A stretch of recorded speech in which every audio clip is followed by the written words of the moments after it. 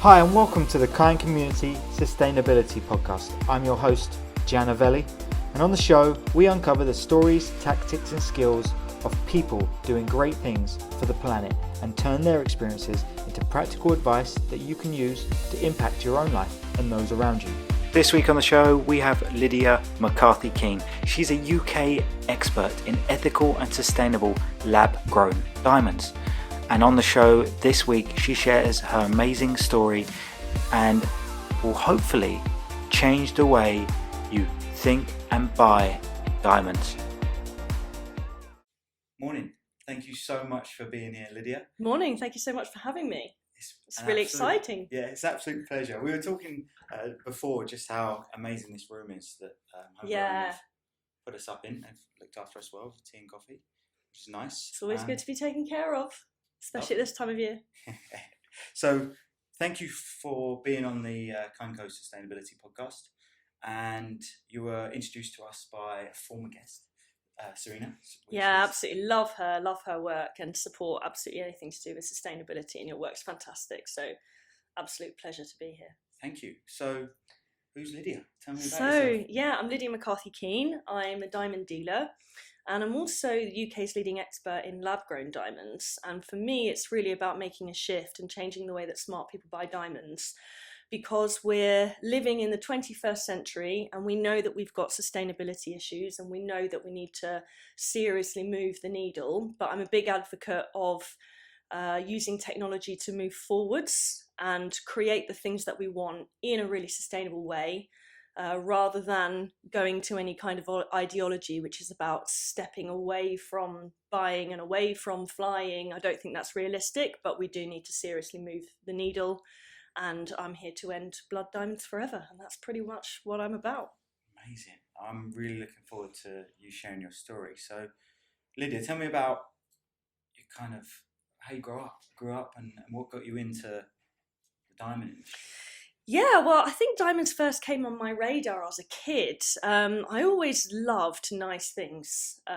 No one, as far as I can tell, no one taught me. I just always appreciated nice, aesthetically pleasing, beautiful things. But diamonds first came across my radar, if you like, when my dad took me to the local jewellery store when I was 9. And we went to pick an anniversary gift for my mum. And we ended up getting a diamond necklace, and that was my first sort of experience of this type of gift. Diamonds are a really impractical purchase, especially for men. It's not like a car, something that I'm generalizing here, so sorry guys, but in general, guys don't really see the value of something like this so much. Whereas for women, it's associated a bit with a status symbol as well. So there is that, but really they're just an impractical, frivolous, beautiful thing. And so they really do represent love and togetherness. So that was my first experience. And the impact that gift had on my family was really massive, because it brought us together that year. And it's had a bigger impact still because my dad died of cancer a few years ago. And so this gift has gone on to outlive him, and it will go on to outlive me. So I've loved diamonds from a really, really young age. So no surprise that I ended up in them. Oh, wow. So how did you go from loving them, understanding them and seeing this prized possession into actually getting into the trade? Like, is there diamond studies at university? Yeah. Yeah, well, I suppose you can do. I didn't enter jewellery in a traditional way because I entered into the industry through the mining industry. So I was always quite good at science and quite interested with how things were sourced. And so I went into the diamond industry after university.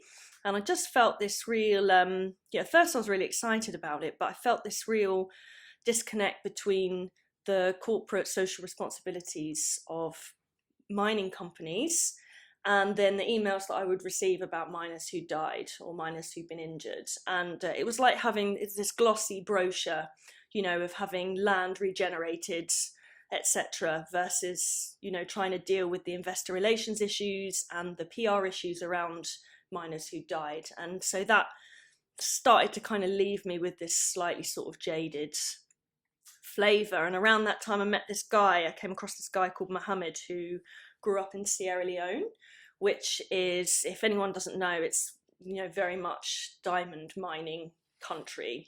Some of the best diamonds in the world still come out of this region and in Africa in general.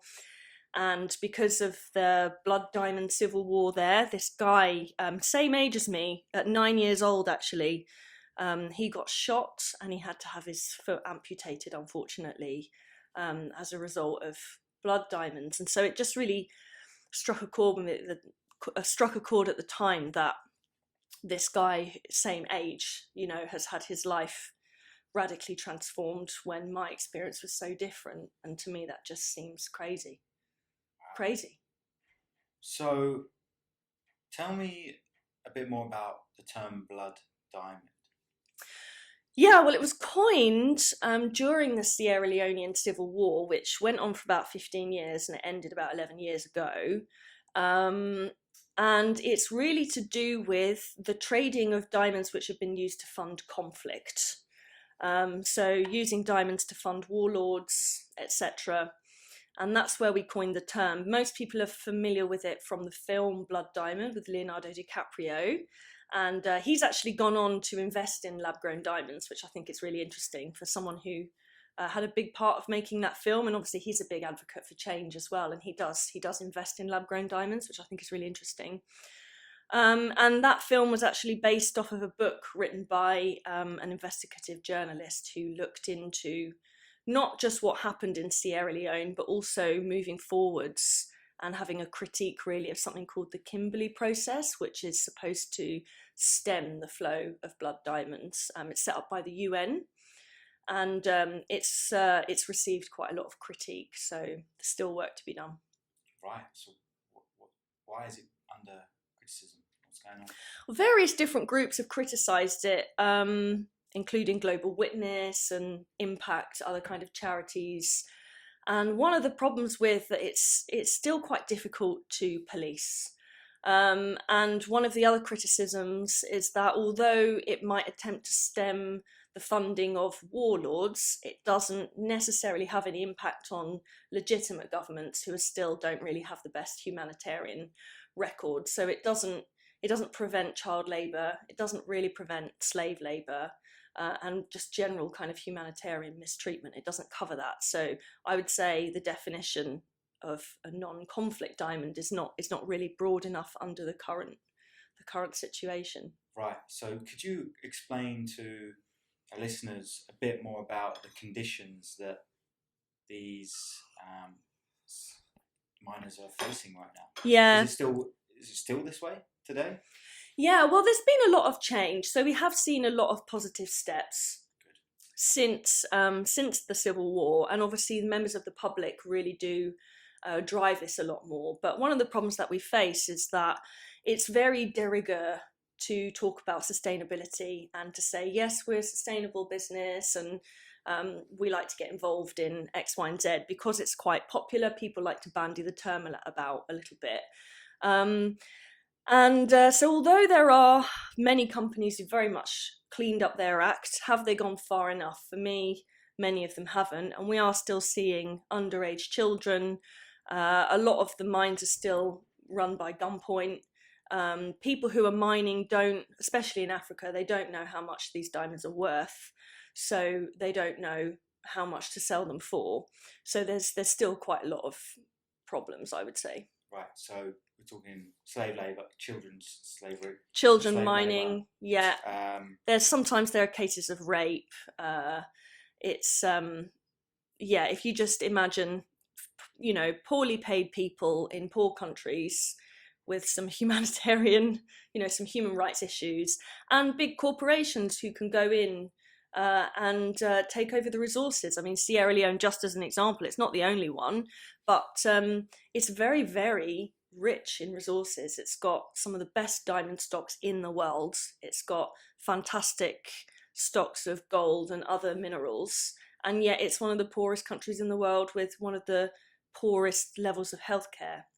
And we have a situation where we've got Sierra Leonean rice workers picking rice for China whilst they're having to eat rice from the UN.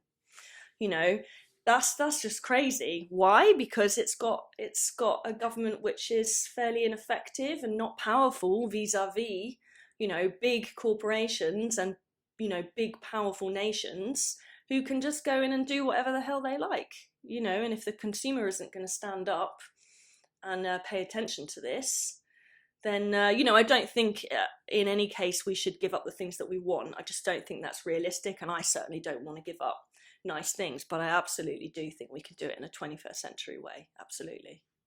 What is the 21st century way?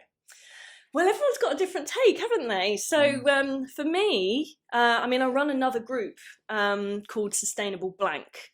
And we called it this because it's really sustainable, fill in the blank. And we run events around London and we try to bring leaders together.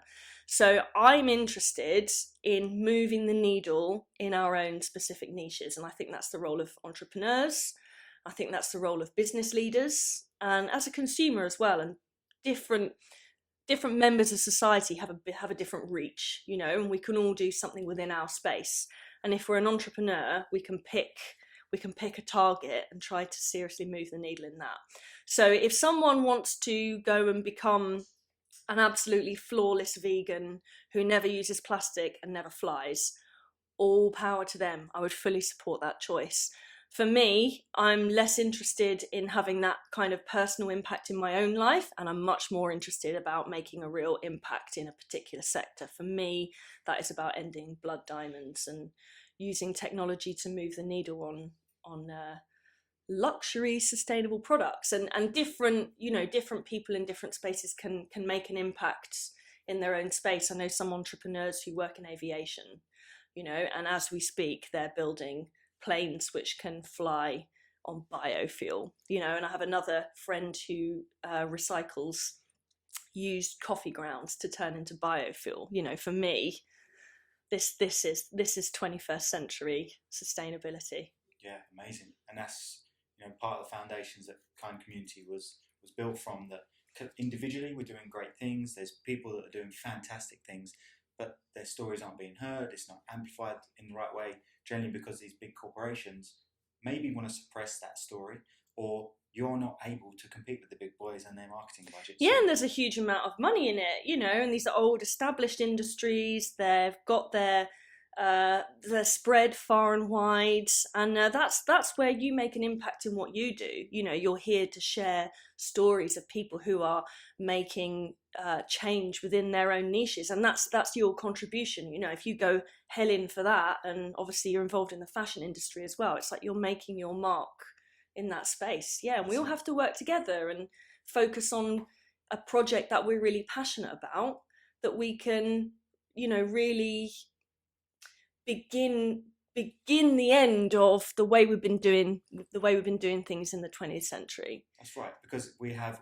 all had a part to play in the scenario that we're in now. Yeah, we all can't stand up unless you're like a 2-month-old baby and say I had a part to play in this. But we consumed. We weren't educated enough to know that wrapping all of our food produce in single-use plastic was going to mean that there wasn't a substantial enough recycling process after that to then mean it didn't end up in the sea. Now we're hearing the stories. David Attenborough of BBC was sharing a couple of really heart-wrenching stories.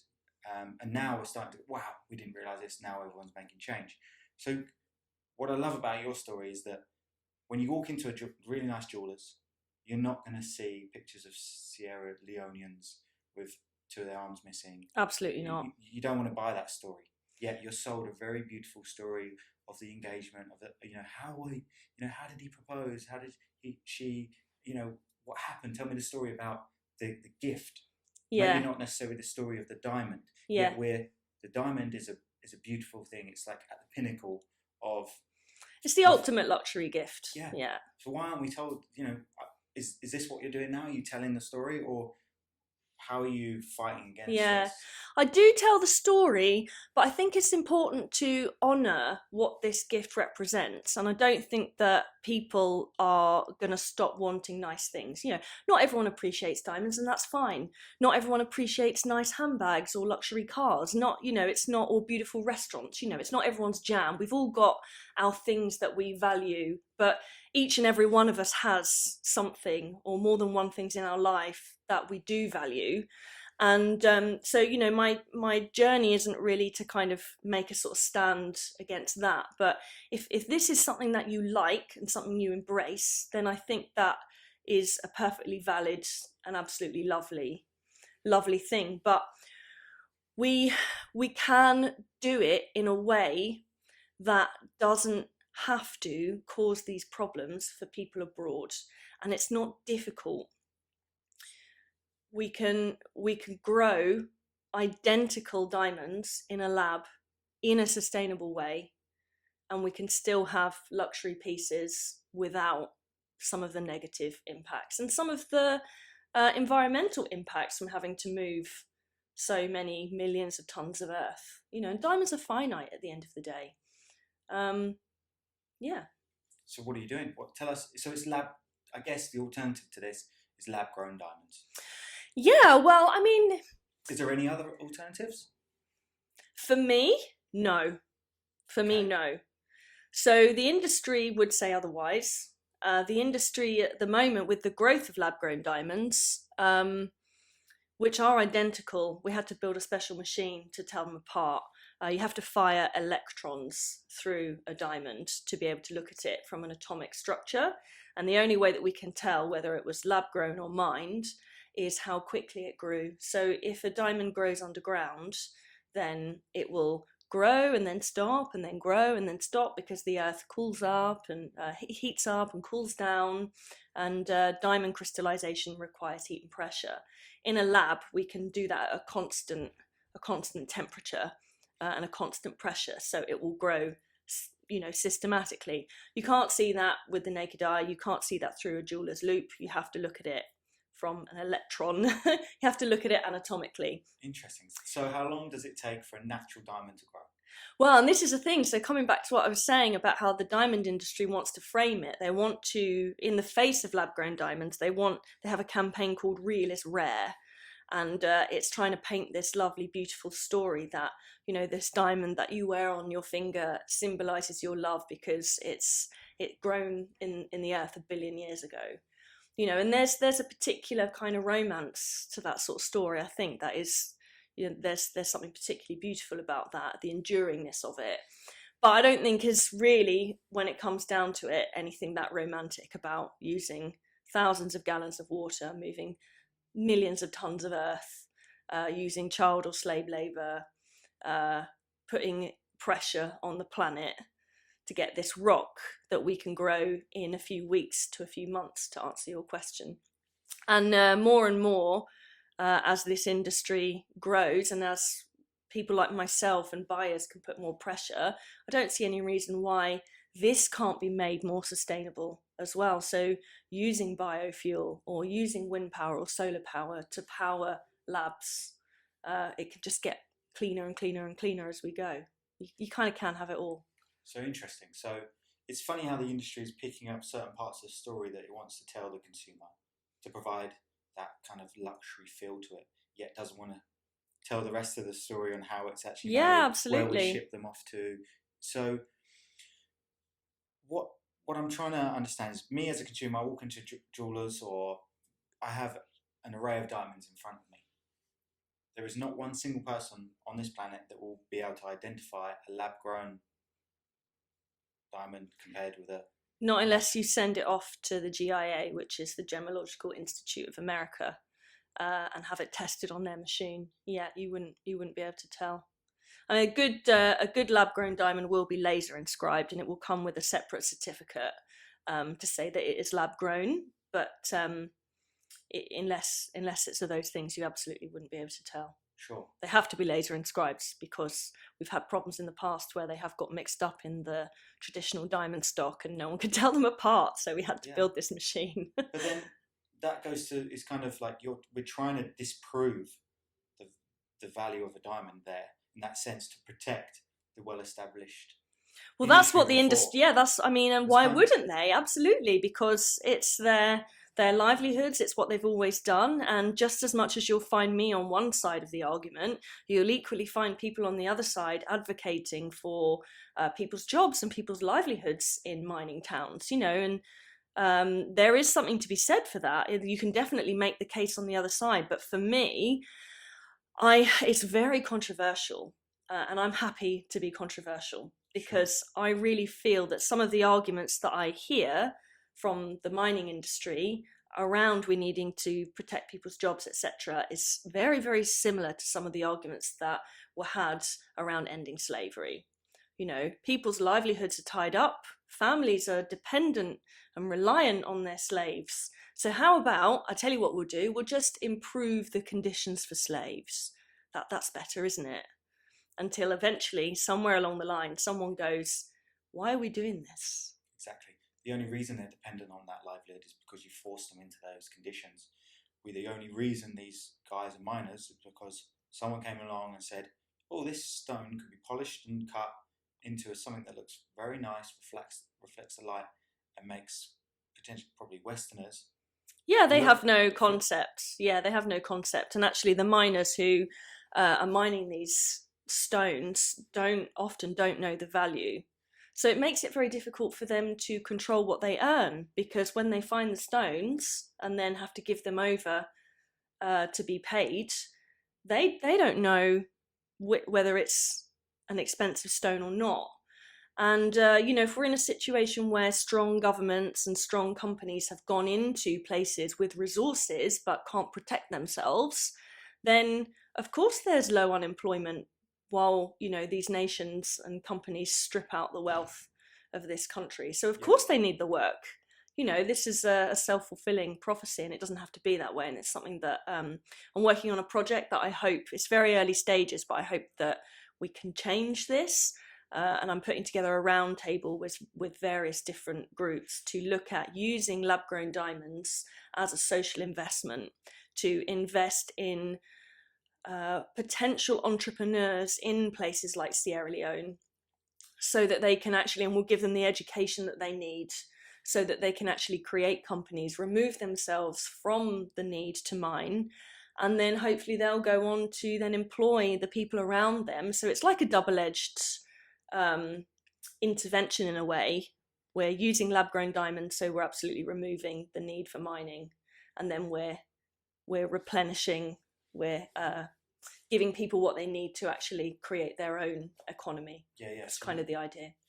So then that counteracts the argument of those people that were saying, oh, the livelihoods are dependent on mining. And you're right, yes, their families are dependent on the guys going to work and kids going to work to get these mines. If you take that away with lab-grown diamonds, what are they going to do? You end up going to put them in a worse condition.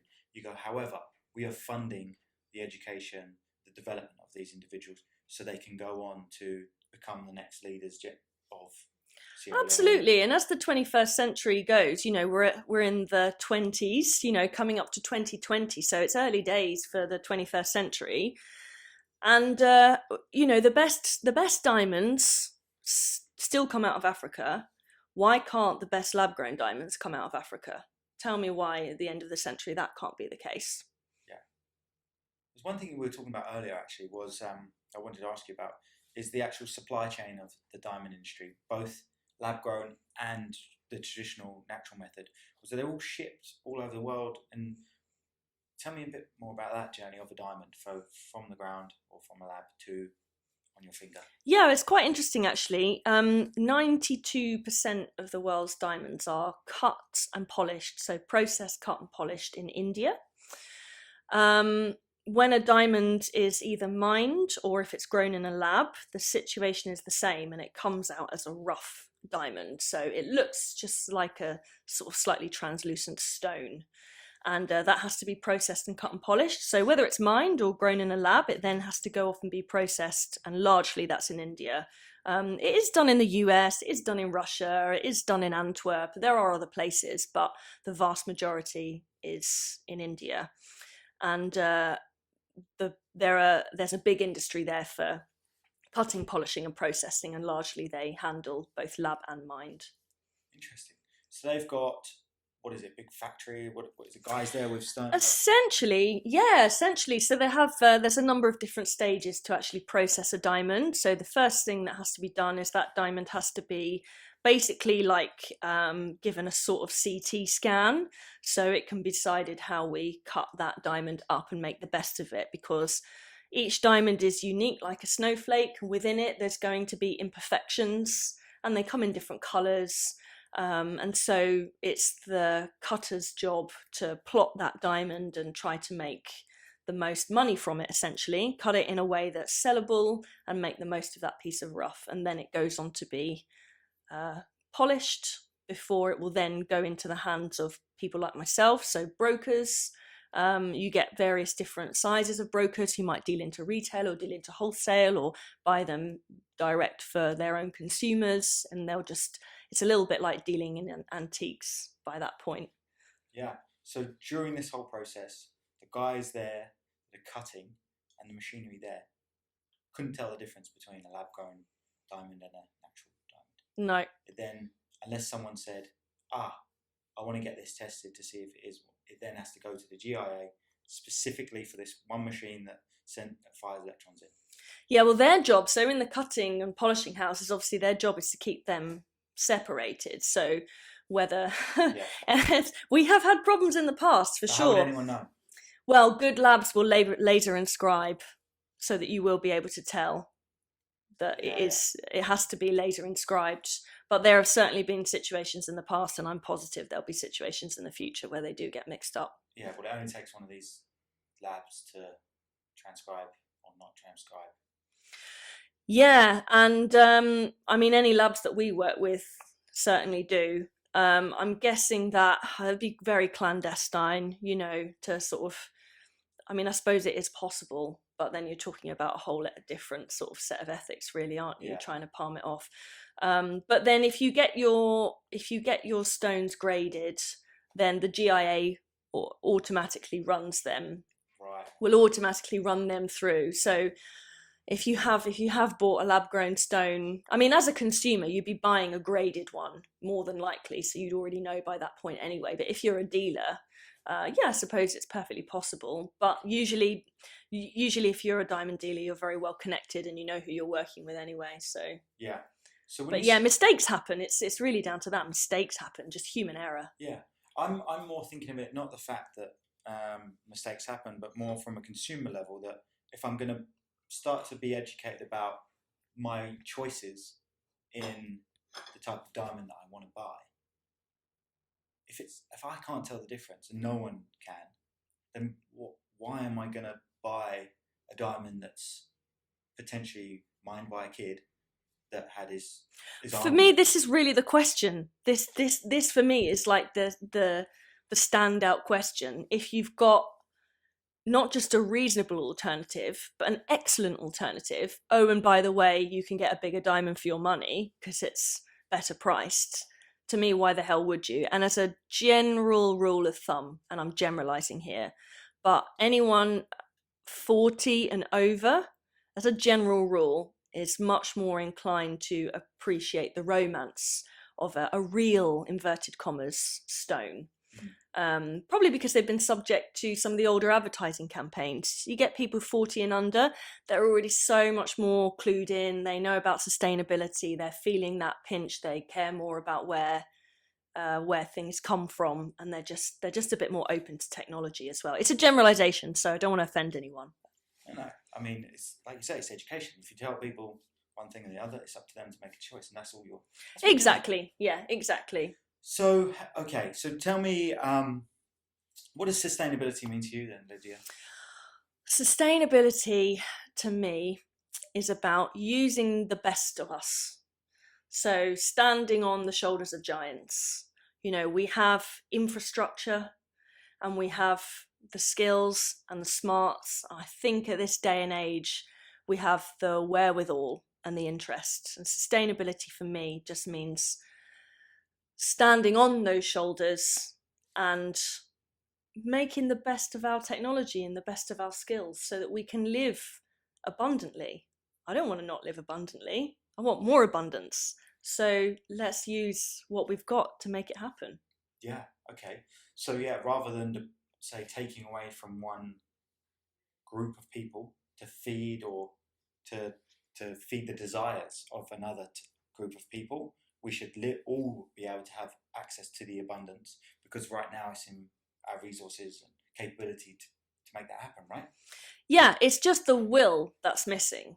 I really do think. And is it going to take time? Yes. Is my vision horribly idealistic? Yes, of course it is. But, tell that to Martin Luther King, or people who've really, who began that journey of ending slavery. We have to begin to make fundamental change.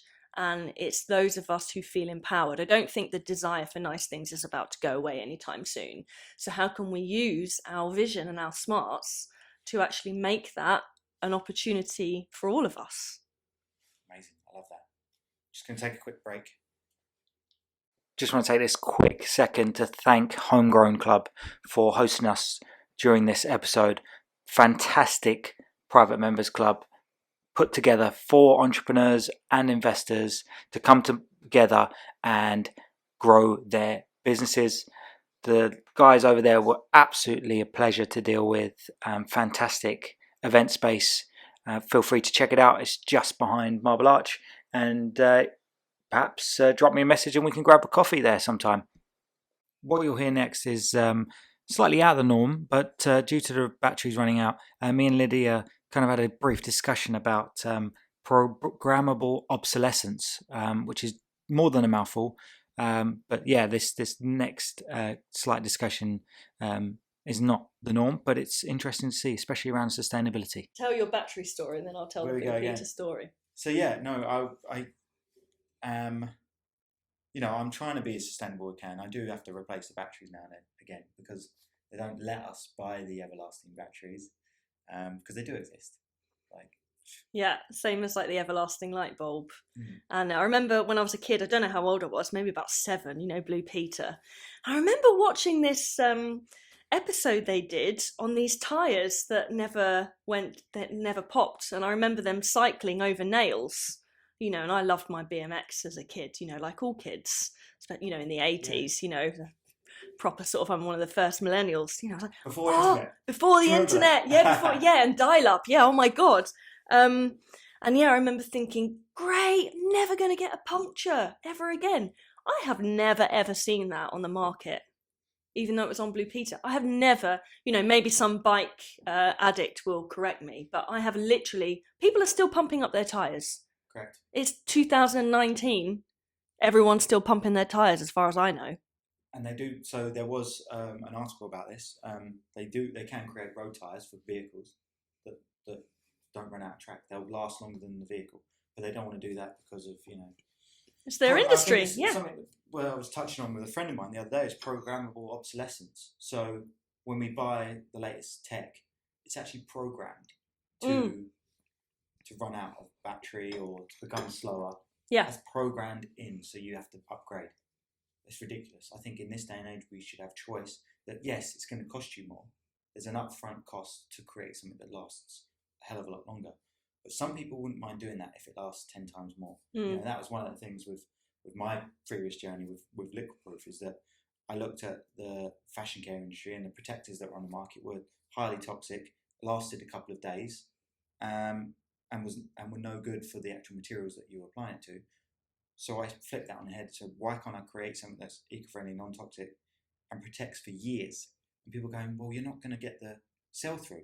So if someone buys a bottle, they spray their shoes or their bag, you're not going to sell another bottle again for that. I'm like, but people buy new stuff. Plus, I don't. If my product protects something for the life of the product, it's the life of the product that is then the replenishable. So, but I also don't care. I would much rather something last longer. I make less money, but we're doing good for the environment. It's crazy, isn't it? It's interesting, isn't it? Because we're in this interesting time, and very much like probably as the turn of the 20th century came, life was radically different then. Some households still very much had a household staff, and the war really kind of changed everything, and as industry, we're in a very different situation at the end of the 20th century to what we were at the beginning of the 20th century. And I think it's very much, we're living in the data age and the, personal branding age now, really. But we have absolutely no idea where that tide is going to go and shift. We're really the change makers for that. And the truth is, we don't know how it's going to be at the end of the 21st century.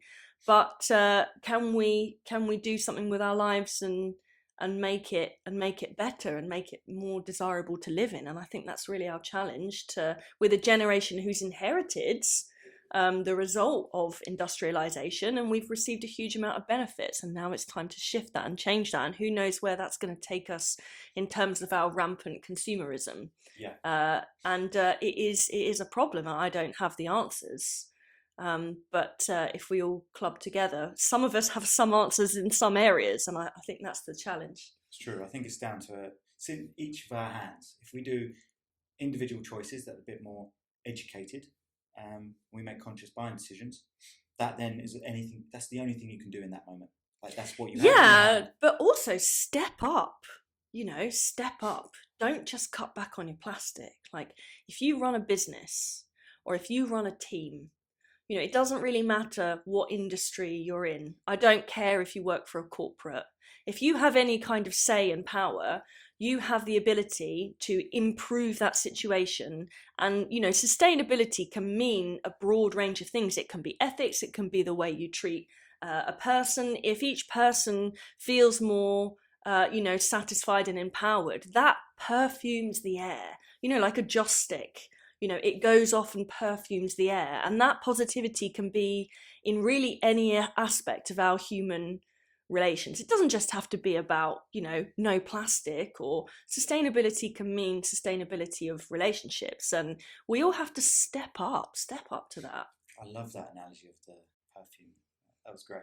Yeah. I might use that in future. It's actually a Buddhist analogy. I've done a lot of meditation in life, and as a symbol, the symbol of the joss stick is that sending, I mean, in that context it's obviously Buddhist, right, but sending out that clarified mind to go and perfume the mind around you. You can see this if you're on the tube, or if someone's angry, or it's catching. So how can we be catching in a more positive way? Love that. So we touched on a couple of products earlier that we weren't able to get hold of, everlasting batteries, light bulbs and stuff. What's a sustainable product, apart from your own, that you really love at the moment? There's this lovely company called Upcircle Beauty, and they make these absolutely fabulous beauty products. And I actually interviewed them as part of one of my Sustainable Blank groups, and they received 7 million in investment to grow this beauty line, and they use recycled coffee grounds in their beauty products, and it's a lovely luxury product. It's really good for the skin because it's used coffee grounds have a lot more benefits to them for the skin. And I just love how they're really going out of their way. They're profitable and they're growing, and they're going out of their way to actually take a waste product, and it's actually cheaper to go and buy fresh coffee grounds, but that's not what they're into. And that's actually, when I interviewed them, it was really interesting because an investor in the audience said, well, why would you do that if it's just cheaper? And the woman who runs the company was like, well, actually, if we just did that, there's plenty of companies on the market that use coffee grounds because it's good for skin. That's not why our consumers buy us. And so there's that real difference between people who see a broader vision and people who are still thinking that kind of slightly old-fashioned sort of, how is it for the bottom line? Kind of not realizing that there's a huge market out there, especially women, that there's a huge market out there is thinking about things in a radically different way. And there's money to be made in that. What's wrong with profit? Nothing. Nothing's wrong with profit. Well, I think if we just apply the same logic as we've always done, we're going to be in the same problems. So we have to look differently, but also differentiate. That's what makes a startup different from the next startup. Otherwise, you're competing in the same space. So if they're using used ground coffee, they're reducing the impact on the planet, plus they're doing good with it. So that's the story people are buying into. Yeah. Wow. And that's probably more sustainable. Yeah. So I love that. So we're going to go on to, just before the quick fire round. Oh my God, a quick fire round. Oh, I don't know if I'm ready for that. So you say you've interviewed some very interesting people with Sustainable Blank, but also what's one CEO or group of founders that you really look up to and admire within the sustainability space? Oh my gosh, because there's so many, and my mind changes a lot. I think I just come back to my friend Serena Sabala, who runs Whole Shift Wellness. I know she's been on this podcast, so apologies for not coming up with something realistic. But in the health and wellness space, she really does empower people to move the needle. And I think that is, if you're taking care of your body, and then you're taking care of your environment by your own choices. And she's definitely a person who goes off and perfumes the world around her. So she's really exciting. Lovely, thank you. Shout out to Serena there. So what we'll do is we'll link to all of the products that we mentioned, the brands that we're speaking to in the show notes. So don't worry about that. So quick fire round. Are you ready? So, No. So. Best business book you've ever read? Daniel Priestley, Key Person of Influence. Key Person of Influence. Great book. He's also a member here, isn't he? Yeah. Oh, Daniel, good lad. I'm a massive fan. So what's a sustainable hack that someone can take away right now and apply to their life? Oh my God, what a challenge. You mean separate from diamonds? A sustainable hack. What do I do? I really just focus on diamonds, so I'm really frightened of the quick fire round because I don't do, beyond my usual recycling and bits and bobs, I don't really sort of do a sustainable hack. I'm sure I gave you an answer when I filled in your form, but I can't remember what it was. Apologies. All right, so for anyone that wants a hack right now, I'll give you one. Actually, I found one on LinkedIn just the other day. It was shared by Stephen Bartlett on LinkedIn, which really blew my mind, actually, because there's everyone out here taking shorter showers, drinking perhaps water out of glass bottles or tap water, for example. But this one message really blew my mind. It was, if we all sent one less email a day, every adult on the planet, in the UK, sent one less email a day, you save as much carbon as 81,152 flights from London to Madrid. You're kidding me. I haven't tested his methodology. No. It's remarkable. Each adult in the UK sends one less email. That's 81,152 flights from London to. That is absolutely insane. So there's a hack that you can do right now. No more. That's brilliant. Emails, and we all want to avoid crappy emails. So take that one away. Okay. That's absolutely fantastic. I do eat less meat. I've experimented with veganism, and it's kind of a bit of an on-off, but I do reduce my meat consumption. Awesome, I love that. So that's not as cool as that, though. That's a very special hack. Cool. So thanks to Stephen. I'm so glad that you could come and rescue me on that one. I no problem. I'm here to help. That's what we're here for. Share love. So last question would be, if you were to go back to your 20-year-old self, what would be one piece of advice you would give her?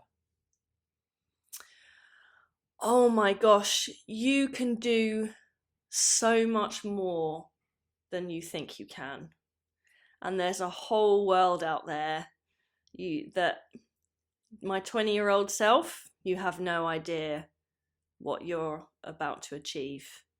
And actually we fund, there's a lot of amputees in Sierra Leone because of blood diamonds. There was mass amputation there, and because the healthcare is so poor out there, people do stupid things like step on a piece of metal and can't get adequate healthcare and end up having to have their leg amputated.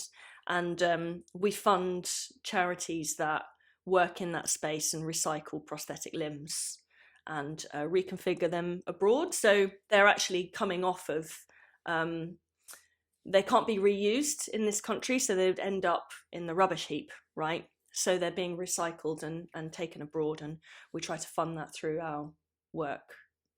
Beautiful, love that. So that's it. That's a wrap. That's a wrap. It's the end of our podcast officially, I guess. But is there anything else you want to share listeners can take away from this? Just go and be your best self, I think. It doesn't matter what you do. Don't let people